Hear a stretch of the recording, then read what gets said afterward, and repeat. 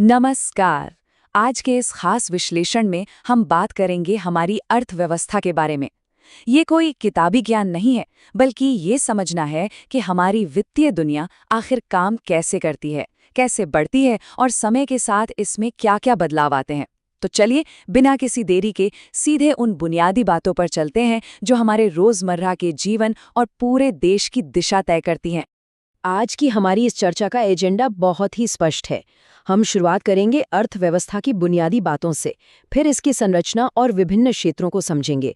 उसके बाद विकास मापने के तरीके, भारतीय अर्थव्यवस्था का सफर, इसे प्रभावित करने वाले कारक और चुनौतियां देखेंगे। और आखिर में एक क्विक रिवीजन और मूल्यांकन से इस टॉपिक को पूरी तरह समेट लेंगे।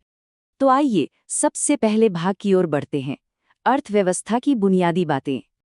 अक्सर अर्थव्यवस्था या इकोनॉमी शब्द सुनकर लगता है कि ये कोई बहुत भारी भरकम और जटिल चीज होगी, है ना? लेकिन असल में ऐसा बिल्कुल नहीं है। ये किसी भी देश में उत्पादन, वितरण और उपभोग की एक बहुत ही सरल व्यवस्था है। इसे सीधे शब्दों में आजीविका कमाने का एक सिस्टम कह सकते हैं। जरा सोचिए, एक किसान खेत में फसल उगाता है, एक फैक्ट्री उसे प्रोसेस करके कोई उत्पाद बनाती है और फिर एक आम इंसान अपनी कमाई से उसे खरीदता है। बस यही उत्पादन, कमाई और खर्च का जो लगातार चलने वाला पहिया है ना, वही अर्थव्यवस्था की असली धड़कन है। हम दिन भर में जो भी काम करते हैं, उन्हें मुख्य रूप से दो हिस्सों में बांटा जा सकता है। पहली होती हैं आर्थिक क्रियाएं, जिन्हें करने का सीधा मकसद पैसा कमाना या आजीविका चलाना होता है, जैसे खेती करना, नौकरी करना या कोई बिजनेस चलाना। वहीं दूसरी तरफ होती हैं अनार्थिक क्रियाएं। इनसे कोई कमाई नहीं होती, बल्कि ये पूरी तरह से सेवा, प्यार या फर्ज की भावना से की जाती हैं। घर पर माँ का दिन रात काम करना, कोई समाज सेवा या मंदिर में पूजा पाठ, ये सब अनार्थिक क्रियाओं के बेहतरीन उदाहरण हैं। अगर हम मालिकाना हक और मुख्य उद्देश्यों की बात करें तो दुनिया भर की अर्थव्यवस्थाएं तीन तरह की होती हैं। पहली है पूंजीवादी या कैपिटलिस्ट, जहां सब कुछ प्राइवेट कंपनियों के हाथ में होता है और सबसे बड़ा लक्ष्य होता है मुनाफा कमाना, जैसे अमेरिका। दूसरी है समाजवादी यानी सोशलिस्ट, जहां सारे संसाधन सरकार कंट्रोल करती है और मकसद होता है समाज का कल्याण, जैसे चीन या पुराना सोवियत संघ। और तीसरी होती है मिश्रित अर्थव्यवस्था, जहां सरकार और प्राइवेट सेक्टर दोनों मिलकर गाड़ी खींचते हैं। हमारा भारत इसी मिश्रित मॉडल का एक शानदार उदाहरण है। चलिए आप दूसरे भाग पर आते हैं, जो है अर्थव्यवस्था की संरचना और इसके प्रमुख क्षेत्र। किसी भी अर्थव्यवस्था के काम करने के तीन मुख्य पिलर्स या क्षेत्र होते हैं। पहला है प्राथमिक क्षेत्र, जो सीधे तौर पर कुदरत से जुड़ा है, जैसे खेतीबाड़ी, जंगल या मछली पालन। फिर आता है द्वितीयक क्षेत्र, जहां इस कच्चे माल से फैक्ट्रियों में नई चीजें बनाई जाती हैं, जैसे उद्योग और मैन्युफैक्चरिंग।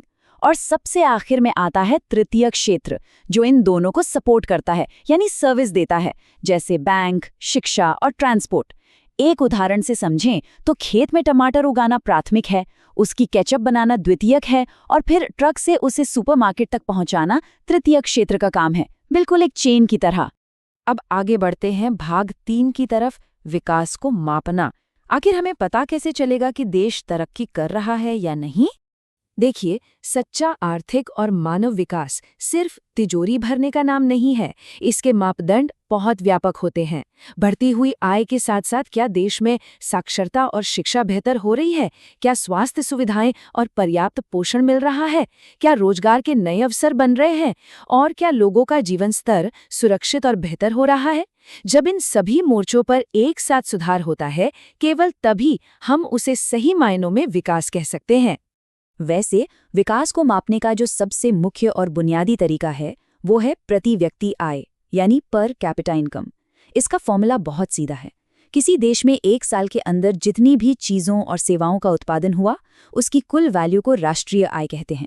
और जब हम इस राष्ट्रीय आय को देश की कुल जनसंख्या से डिवाइड कर देते हैं, तो हमें प्रति व्यक्ति आय मिल जाती है। हालांकि ये सिर्फ एक औसत है। इससे ये पता नहीं चलता कि देश में अमीर और गरीब के बीच कितनी बड़ी खाई है, लेकिन फिर भी देशों की आर्थिक स्थिति की तुलना करने के लिए ये सबसे सॉलिड पैमाना माना जाता है।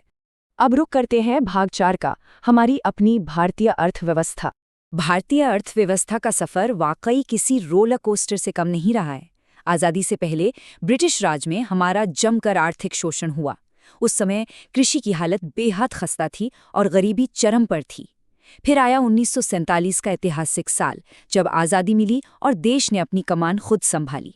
आज़ादी के बाद से व्यवस्थित योजनाएं शुरू हुईं, बड़े बड़े उद्योग लगे और धीरे धीरे ही सही, लेकिन लोगों के जीवन स्तर में एक बड़ा और सकारात्मक बदलाव आना शुरू हुआ।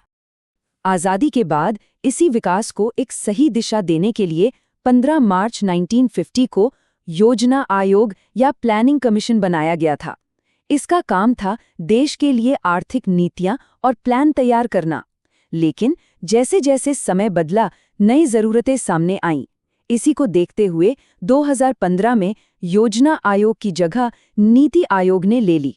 नीति आयोग का मेन फोकस है सस्टेनेबल डेवलपमेंट और राज्यों के साथ कंधे से कंधा मिलाकर चलना, जिसे हम सहकारी संघवाद भी कहते हैं। आइए अब चर्चा करते हैं भाग 5 की, विकास को प्रभावित करने वाले कारक और हमारी चुनौतियां। किसी भी देश का विकास अपने आप नहीं होता, इसके पीछे कुछ खास कारक होते हैं। इनमें आर्थिक कारक शामिल हैं, जैसे प्राकृतिक संसाधन, पूंजी, नई टेक्नोलॉजी और ट्रांसपोर्ट। कोयला, पेट्रोलियम और बिजली जैसे ऊर्जा के स्रोत तो किसी भी उद्योग की रीढ़ की हड्डी होते हैं। लेकिन सिर्फ पैसा और मशीनें काफ़ी नहीं हैं, गैर आर्थिक कारक भी उतने ही ज़रूरी हैं। देश में राजनीतिक स्थिरता होनी चाहिए, शिक्षा का स्तर अच्छा होना चाहिए और एक स्वस्थ, काबिल वर्कफोर्स होनी चाहिए। मशीनें तो लग जाएंगी, पर उन्हें चलाने के लिए एक कुशल इंसान का होना बहुत ज़रूरी है ना? लेकिन इस विकास के रास्ते में कुछ भारी चुनौतियां भी हैं, जिनमें सबसे बड़ी है तेजी से बढ़ती हुई जनसंख्या। अगर आबादी बहुत तेजी से बढ़ती है तो उसका सीधा असर रोजगार और प्रति व्यक्ति आय पर पड़ता है। अवसर कम पड़ने लगते हैं, बेरोजगारी बढ़ती है और इसके नतीजे में गरीबी फैलती है। अंततः ये सब मिलकर पूरे देश की आर्थिक रफ्तार को धीमा कर देता है। ये एक ऐसा दुष्चक्र है जिसे तोड़ना किसी भी अर्थव्यवस्था के लिए बहुत जरूरी है। क्षेत्रीय स्तर पर अगर इस चुनौती को समझना हो तो भारत के बिहार राज्य का उदाहरण लिया जा सकता है। आंकड़ों और अध्ययनों के अनुसार बिहार के आर्थिक रूप से पीछे रहने के कुछ प्रमुख कारण रहे हैं। बुनियादी ढांचा यानी इंफ्रास्ट्रक्चर की भारी कमी और कम निवेश। इसके चलते वहां उद्योगों का विकास नहीं हो पाया, जिससे बेरोजगारी और अत्यधिक गरीबी जैसी गंभीर समस्याएं पैदा हुईं। जब तक शिक्षा और औद्योगिकरण को बढ़ावा नहीं मिलता, तब तक किसी भी क्षेत्र की अर्थव्यवस्था का पहिया तेजी से नहीं घूम सकता। और अब हम पहुंच गए हैं अपने आखिरी भाग 6 पर, पुनरीक्षण और मूल्यांकन। चलिए देखते हैं हमने क्या क्या सीखा। इन सारी बातों को लंबे समय तक याद रखने के लिए कुछ मज़ेदार और आसान ट्रिक्स हैं। अर्थव्यवस्था के प्रकार याद रखने हैं तो PSM याद रखिए, यानी पूंजीवादी, समाजवादी और मिश्रित। अगर अर्थव्यवस्था के क्षेत्र याद करने हैं तो PDT, प्राथमिक, द्वितीयक और तृतीयक।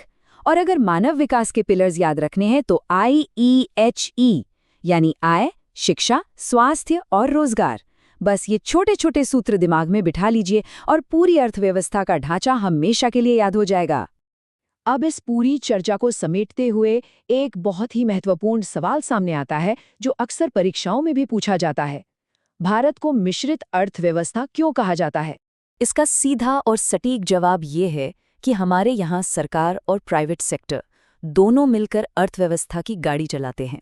रक्षा या रेलवे जैसे कुछ बेहद संवेदनशील और ज़रूरी क्षेत्र, जहाँ जनता की भलाई और सुरक्षा सबसे ऊपर है, वो सरकार अपने पास रखती है।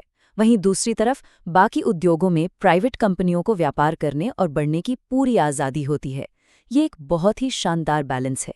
लेकिन अब इस विश्लेषण को खत्म करने से पहले एक बड़ा सवाल छोड़कर जाना चाहूंगी।